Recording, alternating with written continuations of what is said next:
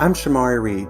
Welcome to Water for Teachers, a Heinemann podcast focused on engaging with the hearts and the humanity of those who teach. One thing I know for sure is that teachers are human. We have fears, we experience tragedy, we struggle, we are affected by crises and pandemics, and like everyone else, we deserve to lead lives full of peace, joy, and love. Join me and other educators as we move from logic to emotion, from the head to the heart, from thinking to feeling, and from the ego to love. This is Water for Teachers. So, hi everybody. Welcome to episode 1. I feel so full right now because this journey to this podcast has been incredible. But here we are, getting to engage with the heart and the humanity of a brilliant human who teaches, Holly Jordan. But before I speak with Holly, I want to start off today's episode with a letter. After, I'll invite Holly to explore any and everything the letter brings up for us both. The letter I'm going to read today is one written by a high school student to her former third grade ELA teacher. A letter to my third grade teacher. I used to dream of becoming a writer up until your class. I remember when you told the class to bring in a book from home for silent reading. I remember how my father used to bring home books that the children of his coworkers outgrew. I remember finally finding the perfect book for silent reading and eagerly packing it into my backpack the night before school. I counted down the seconds until silent reading, and I carefully placed my book onto my desk, making sure not to crease the edges. You walked around the classroom, praising the book choices of others. I grew excited as you approached my desk. I knew that you would be impressed with my book. I remember how you approached my desk and took a quick glance over at my book. That book is not right for you. It's too advanced. Pick out a book from the library in the back. I used to dream of becoming a writer up until your class. What you did not know was that I come from a family of immigrants. My family had to learn English together. Our English consisted of the words my father picked up from his early job as a busboy. Our English consisted of the words my mother gathered through her small interactions with our neighbors. Our English was the English my 2 older siblings brought back home from school. At a young age, I pushed myself to learn and perfect the English language as best as I could. I made sure to read any book that I had access to, and I practiced my reading as much as possible. I slowly developed a love for a language that was once foreign to me. However, your words made me feel as though my efforts were not good enough. I used to dream of becoming a writer up until your class.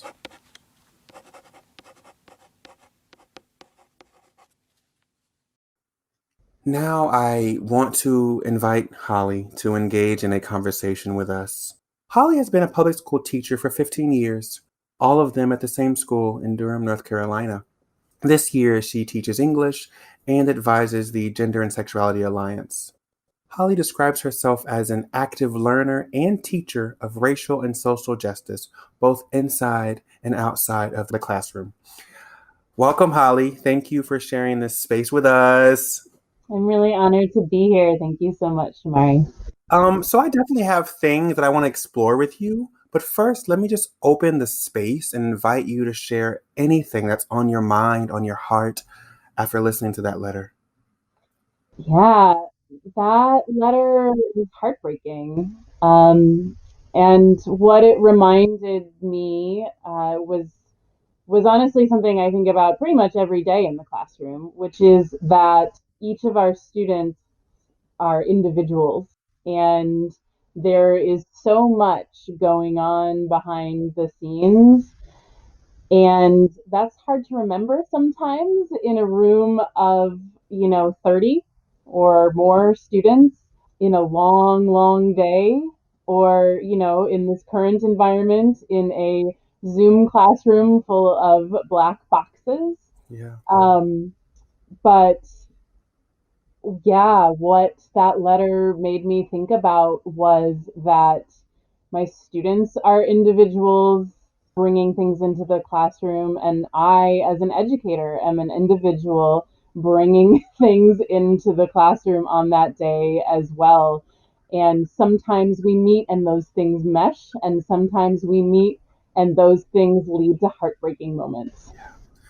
I'm so sort of, I don't know, like it's calming to hear you say that we are educators who bring things into the classroom because I started, this podcast with this desire to have this space where I could engage with other humans who teach, other imperfect humans though, who take our job seriously, who try and work very hard, but who as humans make mistakes. And I wanted to talk with you specifically around this idea of imperfection and vulnerability because you're someone who is vocal about being a white woman who teaches in a school that historically has served a large number of Black students, right? And navigating that and what that means as someone who wants to get it right, but who is aware that we make mistakes that could hurt those we serve. And so I want to just go to a tweet and talk to you about this tweet. You retweeted this, by the way, so I hope you remember. And you said this, your retweet said, teachers, you are not heroes and you are not rock stars. You are teachers. Being a teacher is like a really good thing. When we pretend we are something other than what we are, we belittle what we actually do. Normalize just being a teacher. It's really a good thing. And so I want to ask you, Holly, if you could walk us through a moment in which you realized that you're not superhuman, that you're a human who teaches, who is imperfect, and who will make mistakes. Yeah, man, I mean, there are so very many moments of imperfection. And I guess I guess one sort of moment in time that stands out to me is a class I taught several years ago. For most of my career, I've taught 3 preps a day without repeating preps. And that has often, that's difficult planning wise. I know some teachers have way more than that, but for me, that's something that I value because of the classes I get to teach, but it also means that there's a lot of planning time. And one semester, I ended up being given a course that I had never taught before, literally a day and a half before the semester started.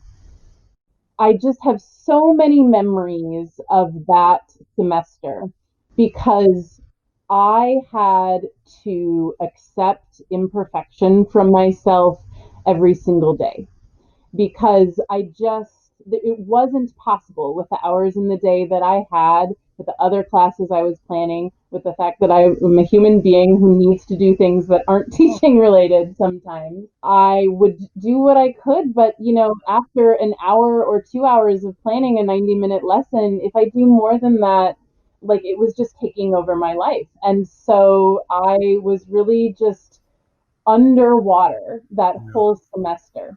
Yeah. And I felt so much, I really had to work through the guilt that I felt because I knew that my students deserved better in terms of the content, the class content that I was providing them. But I also knew that every day I walked in there and I created a space that was welcoming and inclusive and made students feel good to be there. And sometimes the way I was teaching 1984 and other texts that this was my first time teaching, I couldn't even swap them out for texts that I really wanted to teach because I didn't have time to plan all of that. Sometimes the lessons I was bringing weren't as innovative or anything like that as I wanted them to be, but I could walk in and feel good about the relationships that I was forming, about the goals that we set together and work towards. But it was very hard for me as someone who really believes that my students who are almost entirely Black and brown deserve the absolute best and way more than the world frequently has to offer them. And in that moment, I couldn't do it on my own. And so I had to offer them what I had. When did you, or how did you get to a space where you could acknowledge that, forgive yourself for it, and move forward?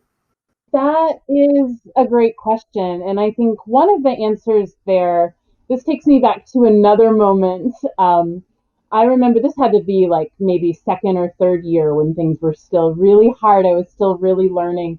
And I was having a rough day just in terms of feeling like nothing I was doing was working. And I had a student walk in and she was wearing a shirt that said, "It's not that serious." And for whatever reason, that resonated with me that day because something I really hold to be true about teaching is that it deeply is that serious. Like our work is very serious.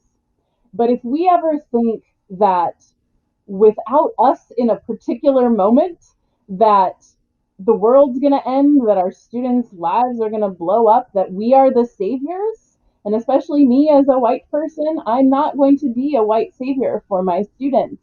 That's not an appropriate relationship to hold. So I think it was finding that balance that, yes, this is very serious work, but I am not the end all be all because that centers me. And in a classroom, if I'm centering me, something's off. That's wrong. Yeah, I love that you say that because my first year, I think I told myself the exact opposite. I am it. I am, Superman. I can do everything. I don't need a lunch break. I don't need to, X, Y, and Z, that I will always be perfect. And I think to admit that I made mistakes, it takes a certain level of like vulnerability to admit that we as teachers are human and imperfect and will make mistakes, which is why the letter I started with isn't really to vilify teachers, but to talk about a mistake, to talk about we had maybe it was a long day, the teacher didn't, I don't know, realize or recognize, but those mistakes do hurt. And I think back to my first year and trying to be so super, and I was so full of myself. I did something that it took me forever to forgive myself for, but I thought I would encourage my students by trying to move them all from grades that I thought were too low for them to A's. And so what I did, I'm like so embarrassed. I wrote each period on the board and I put the number of A's each class had, the number of B's, the number of C's, the number of D's, and the number of F's. And I would circle the F's and I would tell them, you're only as strong as your weakest link.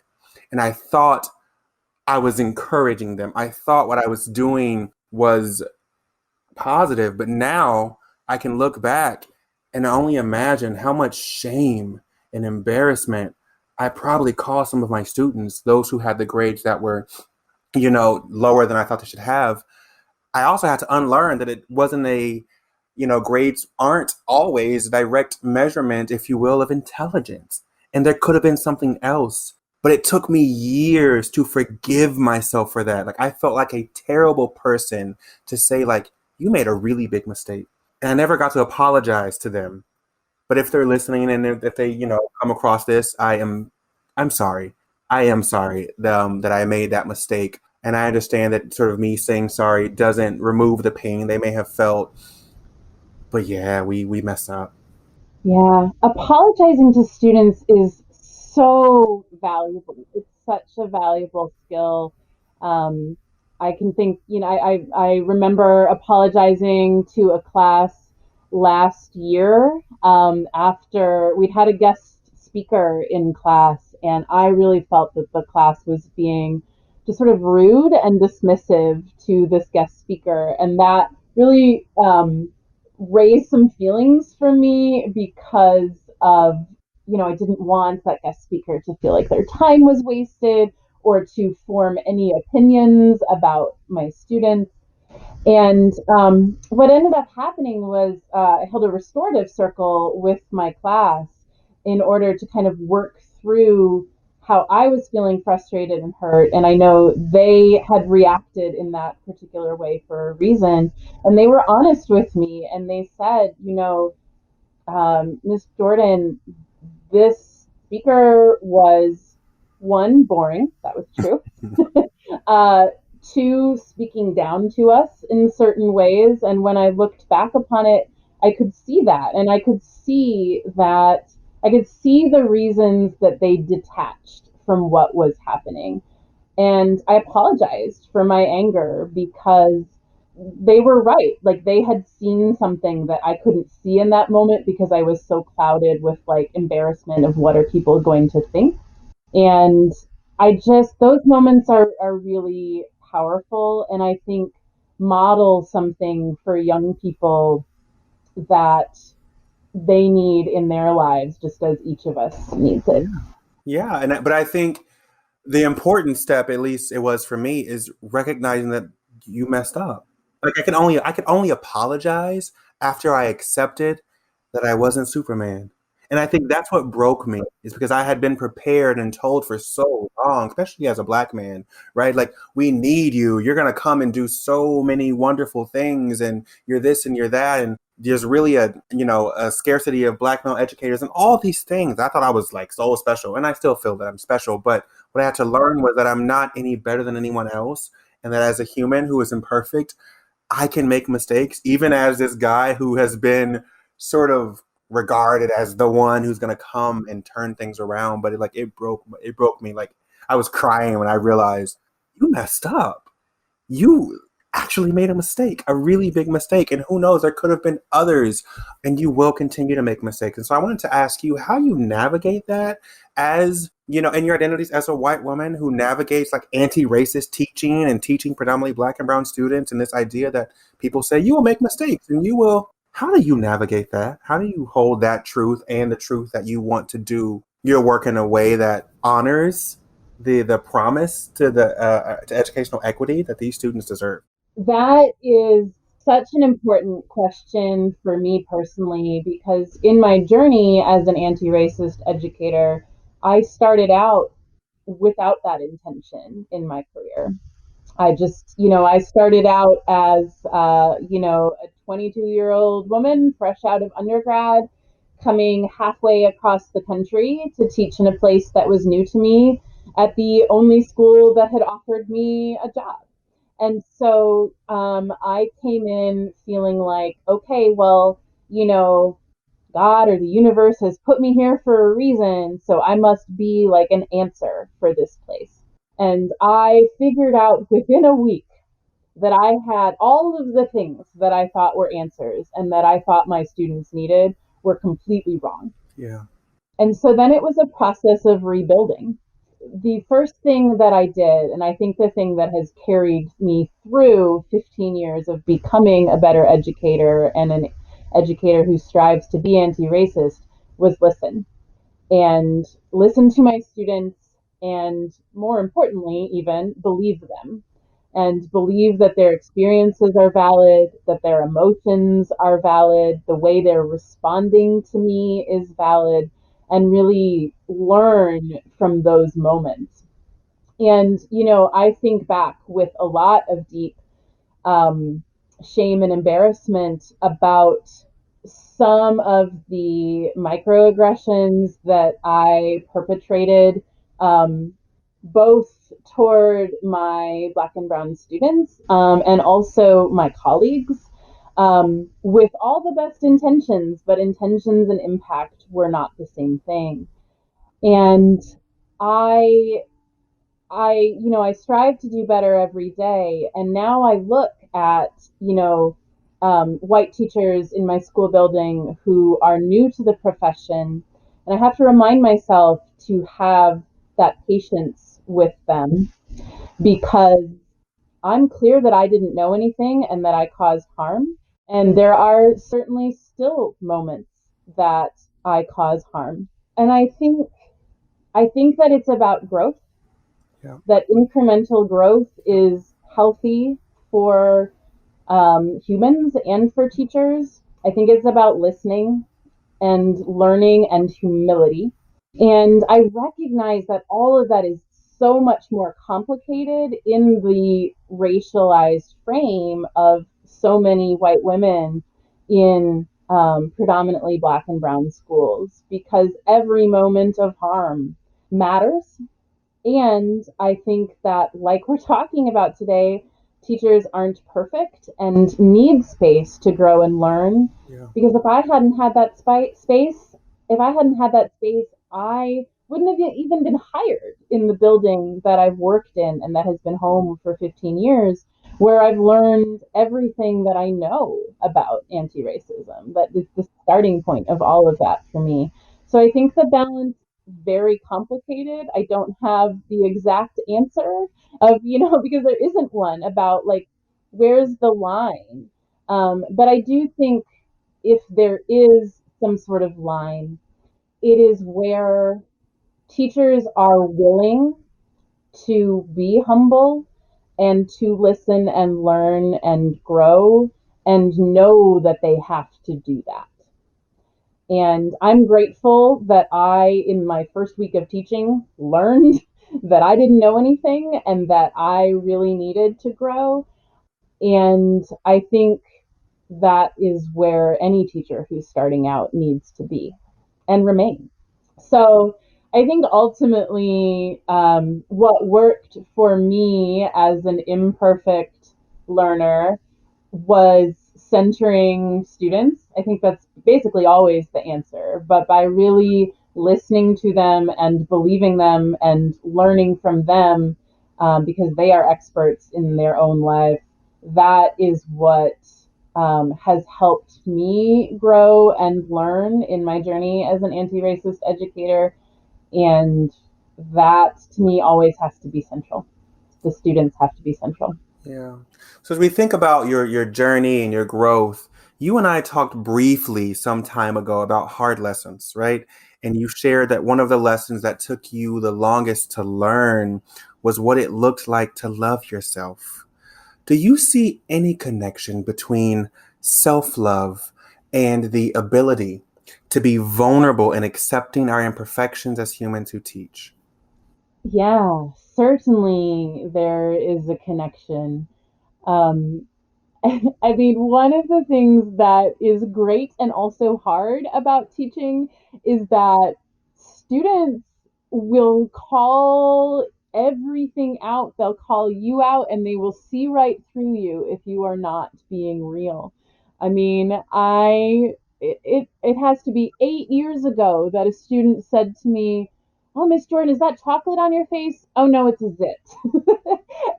and um, I mean, mostly, even at the time, it was pretty hilarious. But one thing that I often say to pre-service and new to the profession teachers is you have to really be comfortable in a lot of aspects of yourself, because students will, in their less together moments, take advantage of those things. And that's not just students, that's everyone. That's how harm happens in the world. So for me, in a journey of self-love, what that has really meant, in the classroom, is a couple of things. One is an increased sense of confidence, that the both the content I have to offer, the framing of that content, and the extra advice that teachers are always doling out, is grounded in a reality that's really working for me. And so I feel honored to be able to share with students. I mean, I frequently, when students come to me for advice, I openly talk about seeing a therapist and what I have learned from that therapist. When students come to me for relationship advice, which of course happens sometimes, I had a 45-minute Zoom call earlier this year on this very topic. Um, I am open about the relationships I've had in my life that have ended and what I've learned from that and what I've taken from that. And I I just truly believe that if we as educators know ourselves, we're going to bring more authentic life changing and world connected education to our students, both content wise, but also all the other things we're teaching students just by our presence. Yeah. Does teaching ever make you uncomfortable as you think about your work and what you have to do and your student, the students you get to serve? Yes. Teaching, it's just hard. It's hard. And the discomfort I feel, I actually very often at this point in my career feel great comfort about being in the classroom with my students, even when it's the Zoom classroom. But what swirls around all that is the other parts of being an educator. It's the bureaucracy, it's the things being handed down from administrators, it's the paperwork, it is the professional development that takes time and takes energy but doesn't give much back. And those moments are unfortunately often large enough that they impact what I'm able to bring to the classroom and the energy that I want to attempt to bring to the classroom. And and they unfortunately sometimes cloud the vision of my students and what is actually valuable to me about this work. Yeah. And that's something I think about daily and that I have spent all 15 years of my career thus far working through. How do I protect my mental health, my well-being, my energy for the things that actually matter? So in that way, teaching makes me uncomfortable. Now we're, teaching during the pandemic. What would you say has been the hardest thing for you about teaching and living during these times? I would say what has been hardest about teaching and living in a pandemic is that I am someone who values structure and routine. And it has been knocked over and out just over and over again since March. I remember, I guess it must have been late March of 2020. Basically, we went out of school in mid March and had like a 2 week early spring break. I think a lot of districts sort of did that, hoping that magically we would be going back in April.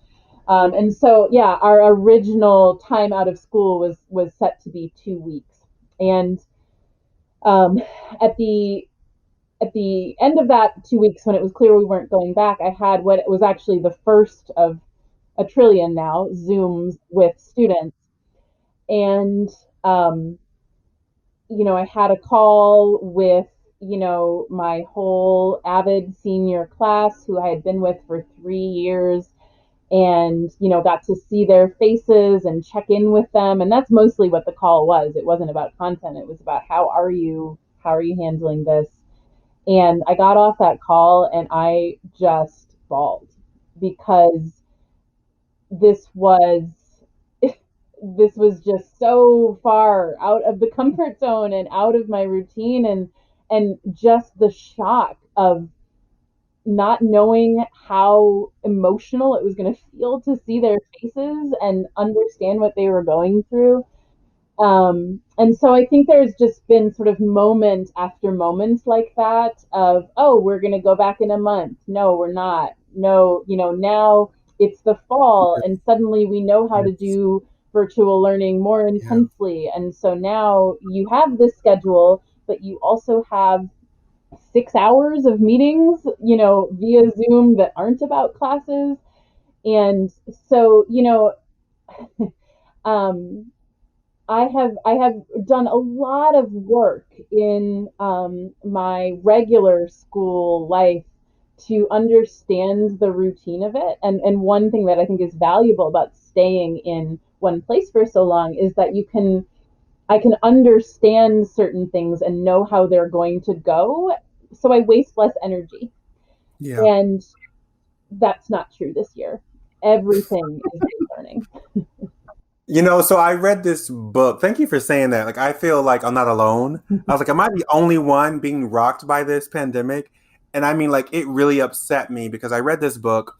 What is it? I think A New Earth, I think, Eckhart Tolle. And it talks about being fully present and being okay with, not knowing. And I read the book and I was like, all right, I got it. I'm fully present and I'm okay with not knowing. I can handle uncertainty. Then the pandemic comes and I can't handle it.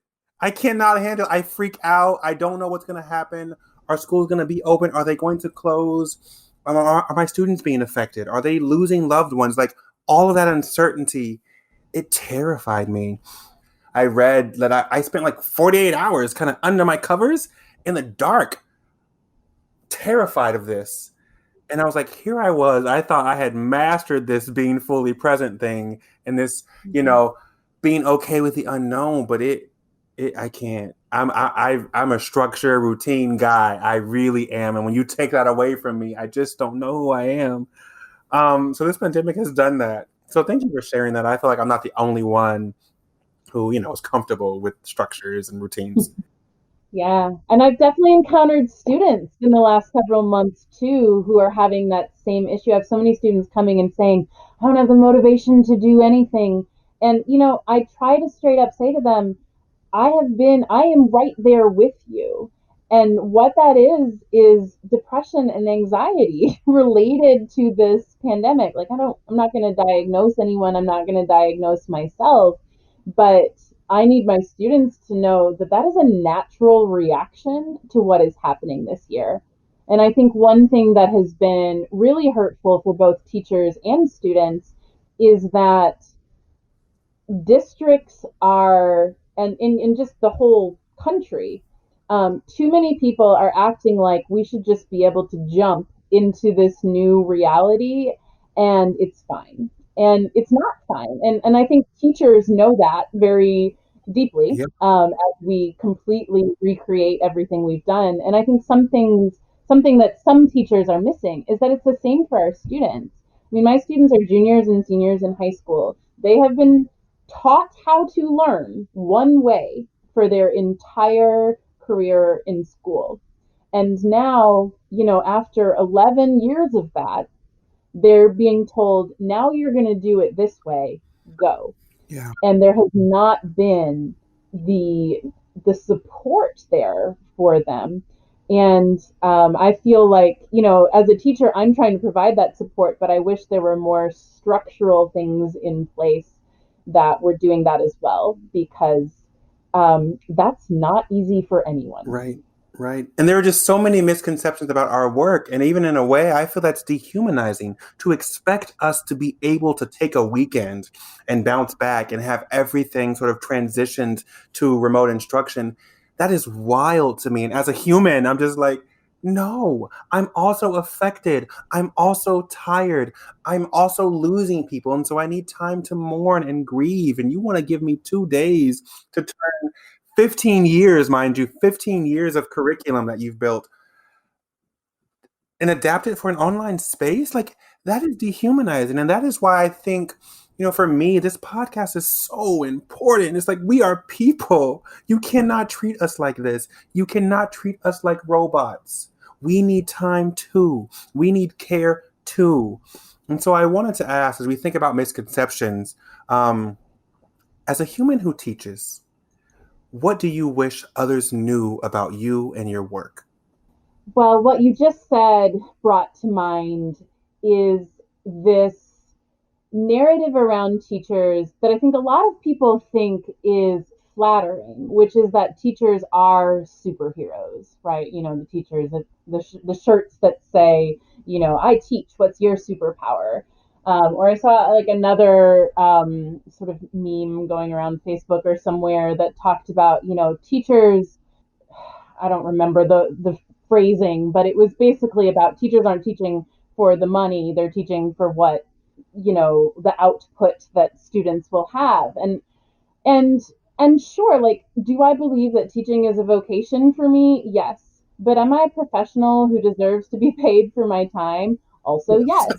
And I really wish that instead of saying teachers are superheroes or teachers are martyrs, that's the other one that comes up so much, instead of sort of perpetuating those narratives around educators, can we perpetuate the idea that teachers are professionals who know what they are doing, who have trained, and who have skills that mean they should be both paid and treated like professionals. And I really think we need a whole switch in how this country sees teachers. I don't want to be a martyr. I am a That's professional. right. What would you say right now to educators who might be listening to us, other teachers? I would say that there are a lot of really valid reasons to want to be a better teacher at all times and to want to lean into that idea of perfectionism that, I need to spend 4 hours perfecting this lesson that's going to take 50 minutes tomorrow. There are lots of reasons that you might be inclined to do that. Um, and yet, if we are not people with lives outside of our profession, we are not going to be as good as we can be in this work. And we're not going to be the people that our students need to see as role models. And I would also say that, I think those myths of teachers being superheroes and teachers being martyrs perpetuate a sense of guilt and shame in teachers who aren't always doing the absolute most. And guilt and shame are never the right motivators for anything. And so I have two final questions, Holly. This podcast is called Water for Teachers. This is our first episode, which I'm super excited about. And water for me has always sort of symbolized restoration and healing and relaxation, memory, reflection, nourishment. And so I want to end with an abstract question and then a question that it's not so abstract. So here's the abstract question, and I trust that, you'll do with it what you will. What is your water? I'm gonna give an abstract answer to an abstract question. Uh, my water is love, and I feel very grounded in my life, both in the love I have come to hold for myself and the value I hold in myself, and also the love of really solid, stable friendships and family relationships, and my romantic relationship with my partner. Those are things that are grounding for me, and love is the purpose that I go forward in. So, moving, I guess just moving in love is what nourishes me. Yes, yes, yes, yes, yes. Wow. I love love. So like I don't know if you knew that, but like I am like feeling so many things right now. And I, always say to myself when I wake up, love now, love always, love now, love always, love now, love always. I believe it's quite powerful. Final question. What connections do you see between vulnerability and the art of teaching? I guess what I see the most in the connection between vulnerability and the art of teaching is that in order to be the most powerful teacher possible, you have to be vulnerable because, like we have both talked about, when we walked into the classroom thinking we had the answers, that's when we failed the most. Yeah. And, in order to, yeah, you have to be vulnerable in order to make space for the idea that I don't know it all. And so vulnerability is necessary, and just a key component of listening to our students, of believing them, and of knowing that they bring knowledge and wisdom into the space the same way that we bring knowledge and wisdom into the space. And it requires vulnerability to give up control. And a Yeah. good teacher doesn't always have that control. And so, for those of you who are at home listening, I'd like to invite you to join this conversation. Take a moment and sit with that final question. What connections do you see between vulnerability and the work of teaching? And if you feel so moved, please share your responses with us. I would like to engage with you in your humanity. You can share your responses with us using Twitter. There's a hashtag Water for Teachers, all together. Or you can tag us using our Twitter handle at Water for Teachers. That's water, the number 4, teachers. Thank you, Holly, for sharing this space with us. Thank all of you for listening. Until next time, in peace and love. Water for Teachers is a production of the Heinemann Podcast and Heinemann Publishing. Today's show was created by Shamari Reid. It was produced and edited by Steph George and Ashley Montgomery. Creative direction from Lauren Audette and Toby Anteo. Logo design by Courtney Enos. The Heinemann Podcast executive producer is Brett Whitmarsh.